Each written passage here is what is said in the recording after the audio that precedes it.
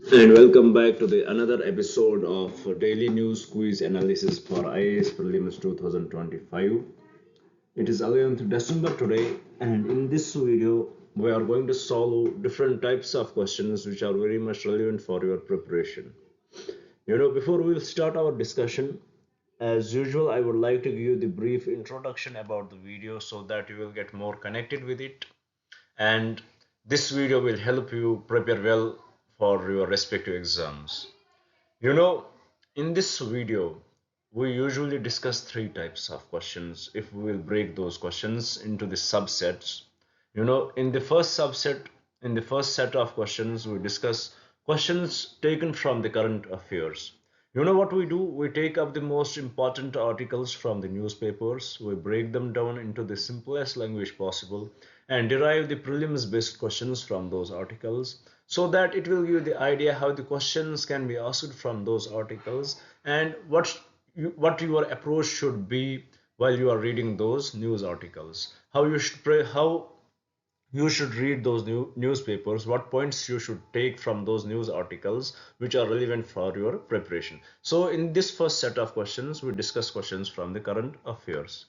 In the another set of questions which we discuss here, we take up questions from the static portion. If you had followed me, you would definitely know that we had started discussing the static topics also here, and we had started with Indian polity. Right now we are discussing questions from DPSPs. So what we do, we take up the smallest articles as much as possible. We take up every discrete article, every discrete topic, and derive a question from that particular article or that particular topic, so that it will give you the best idea. It will keep you updated how the questions can be asked from such discrete topics, so it will help you in your preparation to the highest level.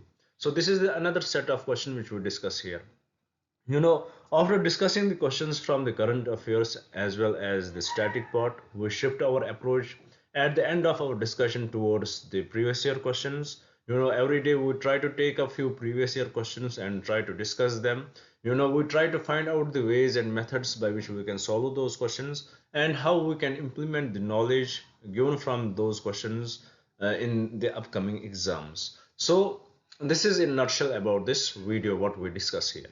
Now, before we will start our discussion, before we will start solving these questions, I would like to request you guys few things which I believe if I was at your place, I would definitely do. First of all, I will start writing down these questions, or at least I will take the screenshot of these questions. You know how it will help me, when my exams would be near, and at that time I would want to revise the current affairs. At that time, I would want to revise the static part as well as the previous year questions, but the times are very much limited for you that time. When I'm talking about the time when only 1 month is left, for example, I'm talking about the month of May. You want to revise everything what you had read, but the time is very much limited. So what will you do? What would I do at that time? If I have these questions with me, what I will do? I would just revise these questions. These questions would definitely connect me with the current affairs, what were in the news. These questions would definitely connect me with the static part, as well as these questions will help me understand the previous year questions too. So it would be very much fruitful for me if I will have these questions with me. So I would like to request you guys, please take down these questions, or at least take the screenshot of these questions. Now, at the end, before we start our discussion, I would like to request you guys one more thing here. First of all, please do subscribe the channel if you are new. Please do share it with your friends so that they may also get benefited from the same. And please do write in the comments what else should we bring for you. This initiative is for you. We want to help you in any way possible. Please write in the comments what else should we bring for you. If we are lacking, as we are humans, we tend to make mistakes. So please do write in the comments where we should improve. Do criticize us, but be little respectful in that. We don't want to get demotivated at the same time. So please cooperate with us. Write in the comments what else should we bring for you. Do criticize us where it is necessary. So with this, let us start our discussion by solving the first question. Here the first question the question here says, which of the following is not protected under the Copyright Act of 1957? Very simple question. If you will look at this question, it would seem very simple, very straightforward. It even, I would say, it is not up to the level of UPSC, but UPSC often had asked such questions which we often ignore. But the real issue here is, what is the context behind this question? You may ask me, sir, what is the reason why we had brought this question? Before I will tell you the context, I would love to mention one thing here, that this initiative is not all about the questions. This initiative is not all about the quiz we do here. It is also about the news analysis. We are going to solve this question. Now I'm going to tell you what is the background of this, and that background was in today's newspaper. So what we do by solving these questions, we also get to know the what was the background, what was the news in the newspaper, and we do the news analysis too. So please take it in this way. It is not just a quiz, it is also a news analysis for you. If you had not read the newspaper, it would definitely help you understand. It would definitely give you the knowledge what was in most of the articles in today's newspaper, which are very much relevant for your preparation. So coming back to the question, well, which of them is not protected under the Copyright Act? So why we had brought this question? Because there was an article, there is a case which has been filed by the ANI, which is Asia News Network. They had filed a case in Delhi High Court. They had filed a case there against whom? Against Open AI. What is the reason why they had filed this case? They believe that the Open AI, they had used the copyright material of ANI News, and that did not go well with the ANI News.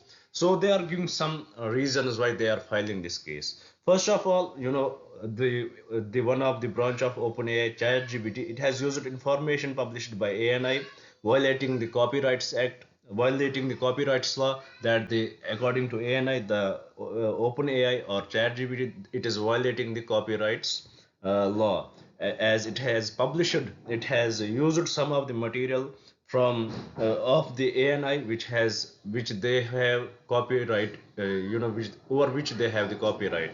Another thing, they believe that according to ANI, there is an issue of hallucination, which is, for example, if you will ask anything from the OpenAI, or you will ask anything from the ChatGPT, and they will answer that, and they will give the what are the sources of that answer.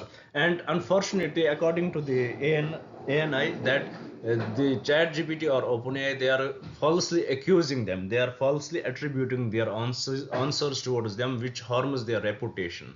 So, for example, you ask me any question, I would say that I had learned it from any book, but that would not be there. So I am falsely attributing my answer towards that book. So that is the case here. That is the concept of hallucination, which the ANI is using against OpenAI in the Delhi High Court.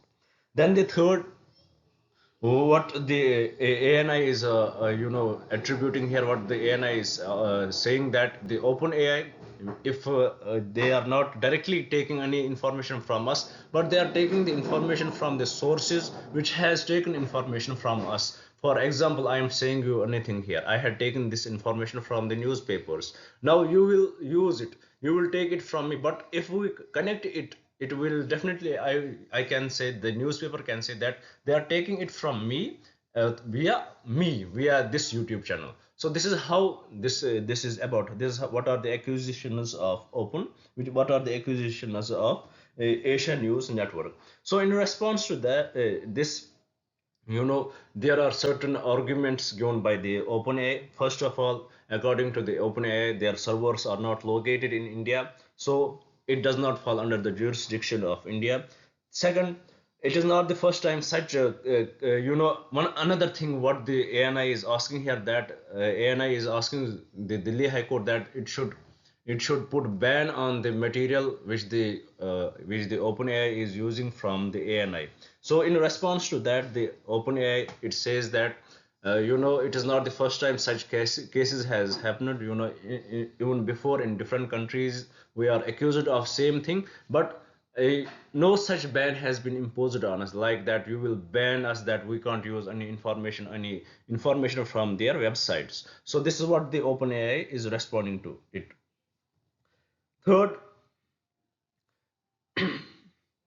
Another argument which the OpenAI is giving here in response to the ANI's claims that you can't have the copyright over the facts. If you are publishing any fact, you can't have the copyright over that. So these are the issues. This is the issue which is going on. We will look forward towards this case, and it made us. This topic made us. It made us realize one thing: how it is very much important to frame regulations with respect to the copyright related to the AI technology, which is grooming right now.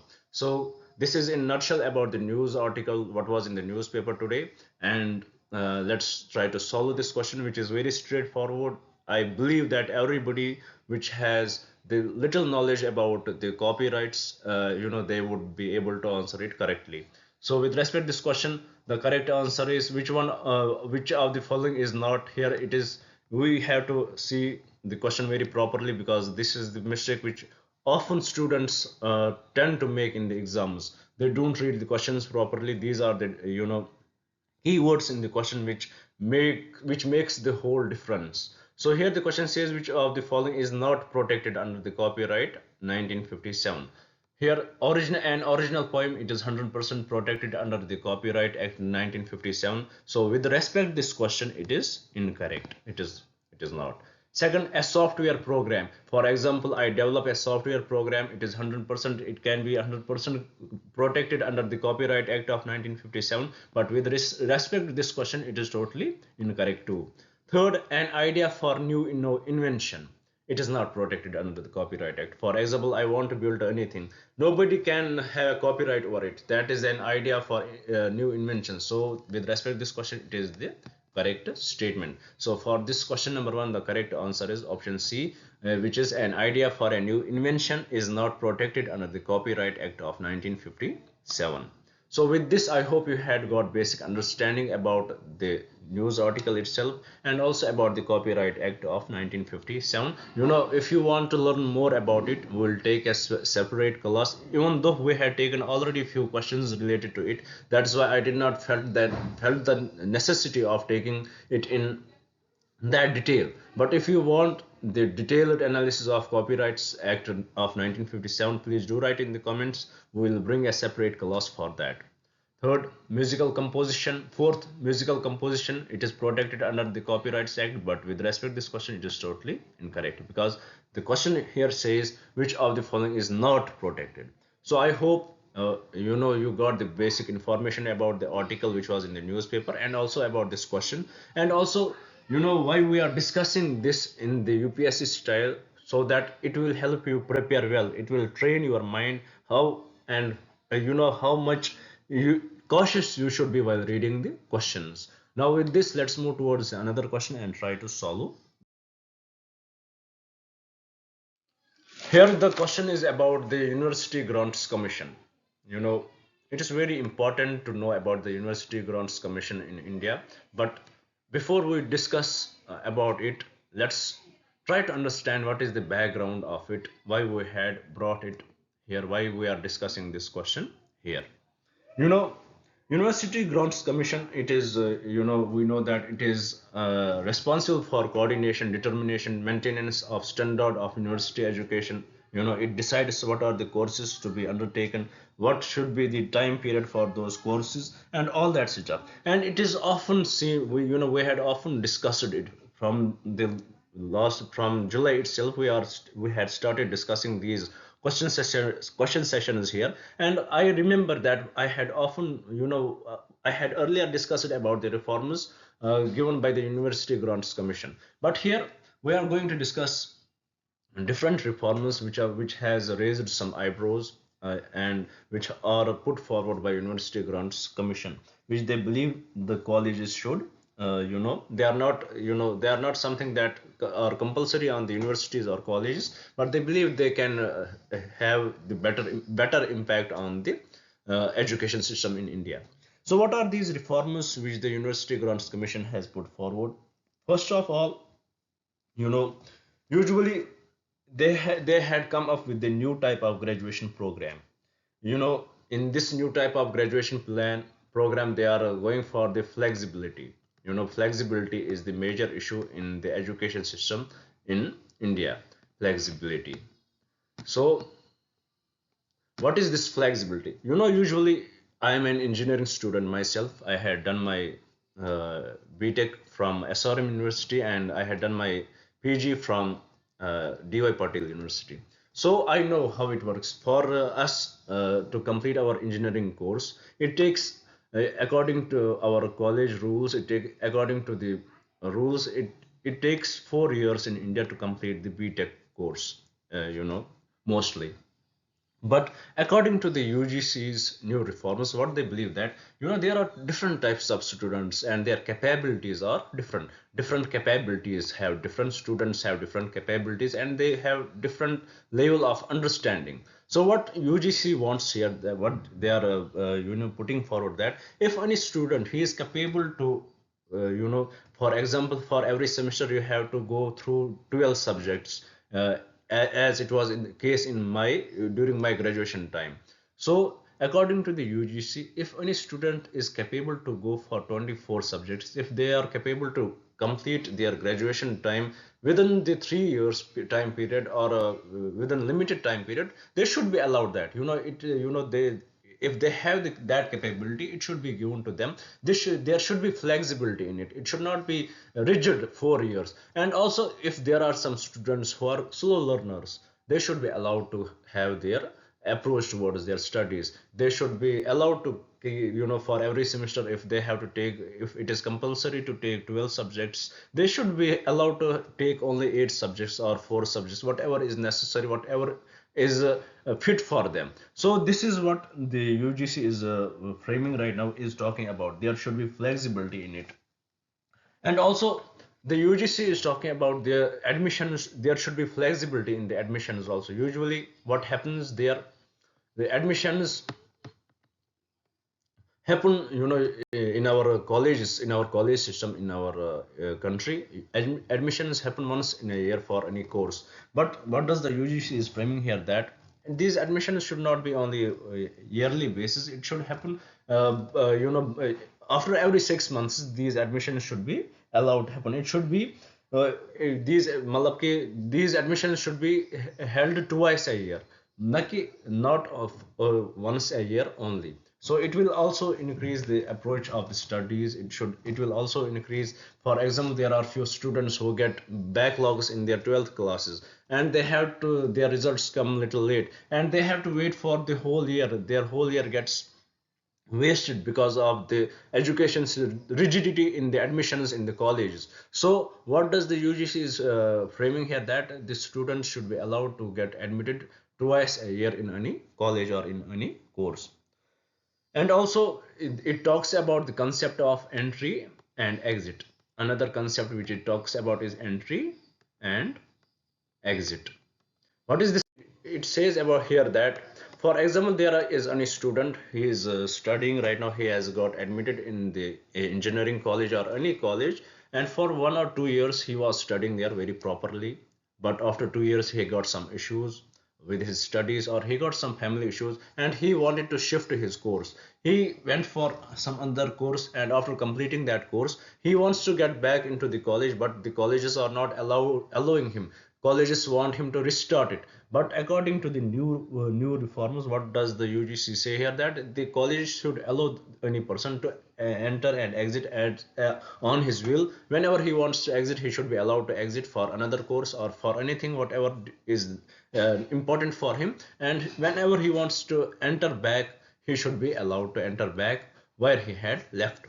Another reform, it talks about hybrid learning. This is very much important, which I like the most about these reforms. That, for example, if you are pursuing any course, for example, I was pursuing automobile engineering in my college, I should have been allowed to pursue at the same time any other course in which I would have done my graduation. So if I was at that time, if I would have believed that I would do something with related to civil services, I would have definitely gone for the law graduation.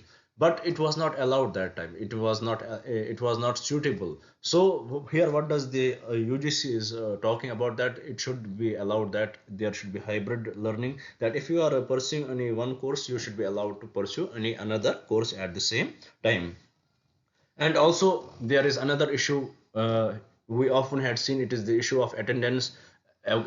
Also the UGC had discussed about universities should frame the the university determines its own attendance policy. Universities should determine its own attendance policy. And also finally about the examination. For example, I had passed my 12th exam with the medical plus math. For example, if any student who had done his 12th exams in arts subjects and he wanted to be an engineer, he would not be allowed to be an engineer because he had not studied his these core subjects in the 11th and 12th classes. But here what does the UGC say, that if you are a student of any branch and you want to pursue any career, you just have to give the exam. If you are qualifying that exam, you would be allowed to pursue that career. So these are the reforms which the UGC is talking about, and which are very much important, which I personally like very much. These reforms should be there. It will definitely impact our education system to the highest level. It will, we can, by having such reforms, it will bring us in the race with the Western education system, which has achieved the heights. And also there are some concerns, especially with respect to the difficulty in administration process, finances and all that. These issues are there whether we have this present day education system, or we will go for such reforms. These issues will always arise. But what does this article here wants us to understand, that how our approach should be towards the education, towards the modern education, and what should be our attitude towards it. I hope this is what we had discussed with respect to the new reforms given by University Grants Commission. I hope I had properly discussed it with you. Now let's discuss this question and get more idea about UGC, and after that let's shift towards the another question. Here the question says, consider the following statements about the University Grants Commission in India. First statement: the UGC is a statutory body established by an Act of Parliament. 100% correct. Nothing wrong with this statement. Statement 2: it says it is responsible for coordination, determination, and maintenance of standards of university education. 100% correct. Third, the UGC has the power to recommend the establishment of new universities. 100% correct. Statement 4: it is directly under the administrative control of the Ministry of Education. Totally incorrect. So with respect to this question, the correct statements are statement 1, statement 2, and statement 3 only. So with this, I hope you had understood the topic itself, and also you had understood about the University Grants Commission, what is necessary to be understood. After this, let's move towards the another question and try to solve. Here the question is about the code of conduct of judges in India. Why we are going to discuss this question? Because there was an issue with respect to the statements given by the Justice of Allahabad High Court judge, which were for many people very much unethical. We should not go to what he said. It is not what UPSC aspirant has to go through, but we should know that what are the laws, or what are the legislations in our country which govern the code of conduct for judges in India. you know Till now, there are no such laws or legislations which govern the code of conduct of India. There is nothing mentioned in the Constitution of India which governs the code of conduct for judges. How they should behave. It is not nothing mentioned till now in the Constitution, not in any legislation. But there are some, you know, regulations given by the Supreme Court itself, or by different associations, from the different conferences, and which mostly the Supreme Court judges or High Court judges are following right now. With respect to this, let's try to solve this question and get the best idea from this question what was in the newspaper. Here the question says, which of the following is a primary source for code of conduct for judges in India? Constitution, totally incorrect. Restatement of values of judicial life, 100% correct. It talks about 1997. It talks about 16 points how judges should maintain themselves, whether in public or private domain, how they should deal with the people, how they should act, that people should believe that the justice has been done. Second, Bangalore Principles of Judicial Conduct, 2002, 100% correct. It talks about 6 important ethical values, for example, independence, impartiality, and others. So, with respect to this question, the correct statements are statement B and statement C. The Information Technology Act, it is totally retarded comment with respect to this question. So here the question with respect to the conduct of judges in India, the basic information which we get for this is Statement of Values of Judicial Life and Bangalore Principles of Judicial Conduct, 2002. And there is no such law which talks about the code of conduct for judges, which talks about the ethical values of the judges. So why we are discussing this? Because of the Allahabad High Court judge's statement. Now with this, let's move to the another question and try to solve it. Here the question is about the removal of the chairman of the Rajya Sabha, who also is the vice president of India. So what is the issue here? Because there is a discussion about the removal of the current vice president of India.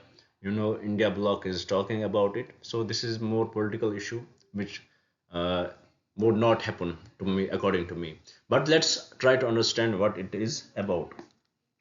Here, let's discuss it via this question. The question says, which of the following statements regarding the removal of the chairman of the Rajya Sabha as per Indian constitution are correct? First statement, the chairman of the Rajya Sabha can be removed by resolution passed by the majority of the members of the Rajya Sabha, 100% correct. The removal of the chairman requires approval by both the Rajya Sabha and the president. No, president's approval is not required because the chairman, he is the vice president, he is the member, he is the chairman of the Rajya Sabha, and it is the Rajya Sabha who decides about his removal. It is initiation starts in the Rajya Sabha. They have to give the 14 days notice to the chairman. Motion will start in the Rajya Sabha itself.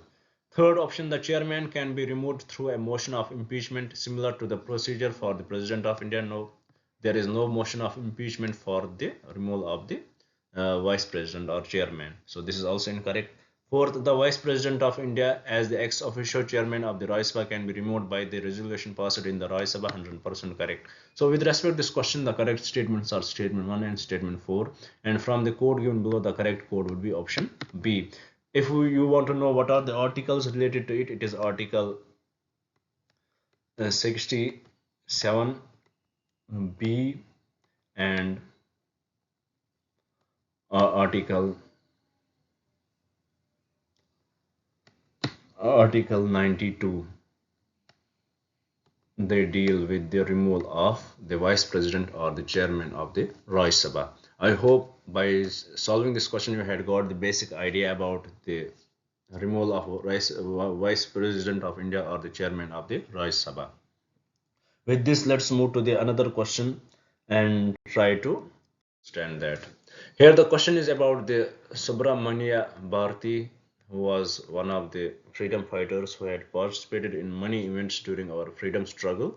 A prominent figure of the Indian independence movement, was also a renowned Tamil poet, 100% correct. Which of the following is not a work of Subramania Bharati? So here his works are given, which of them is not the work of the Subramania Bharati? We have to note that down.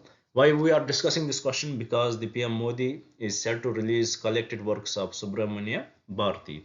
So this becomes important for us. About his works, Kannan Pattu, 100% his work, Panchali Saphatham, 100% his work, Koil Pattu, 100% his work. About the English name of Koil Pattu is the Song of Cuckoo.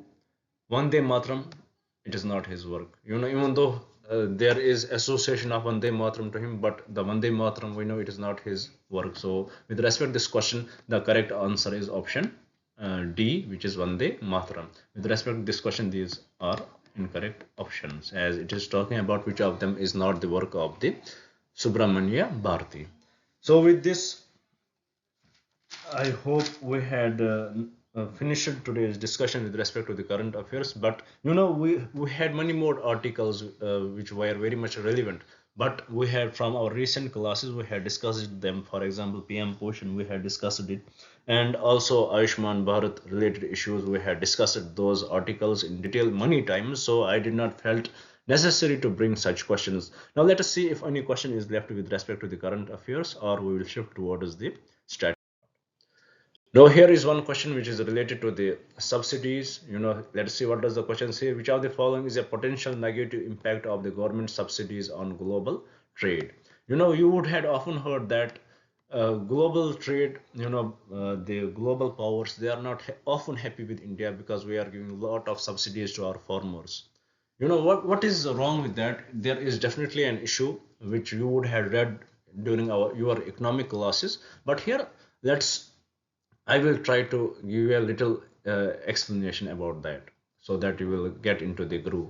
Why we are discussing this question? Because there is talks about the fishery subsidies. The India is giving too much fishery subsidies, and there are definitely talks about it. So let's try to answer it, and after that I will give you the reason why there are such discussions happening.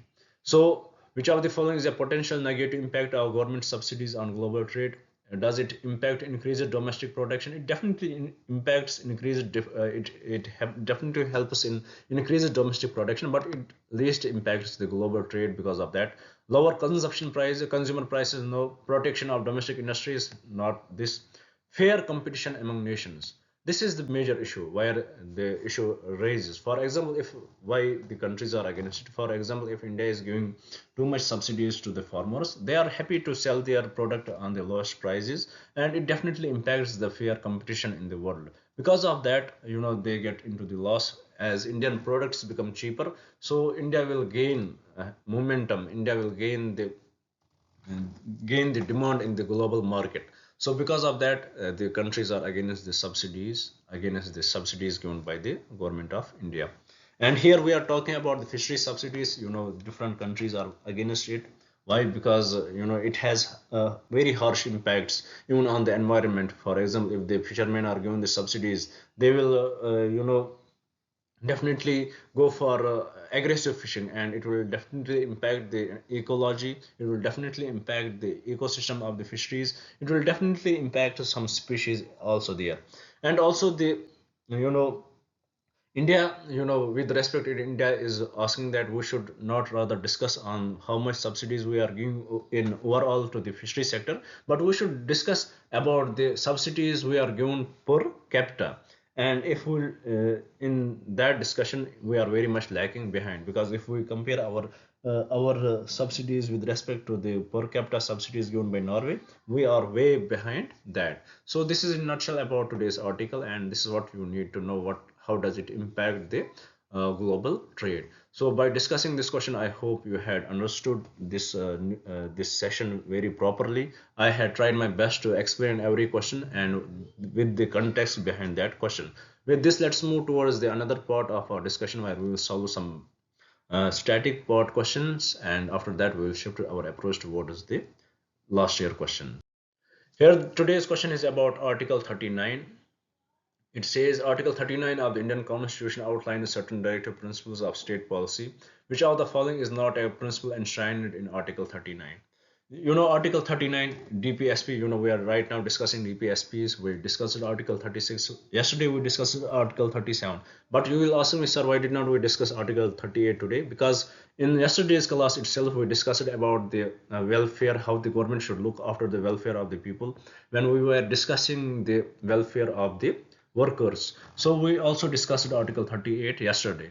Now today we are going to discuss this Article 39. What is it about? It talks about various provisions, especially the equal pay for equal work for both men and women. it talks about ownership and control of material resources to be contributed for the common good. It talks about the operation of the economic system should not result in the concentration of the wealth. So this is also the correct with respect to it.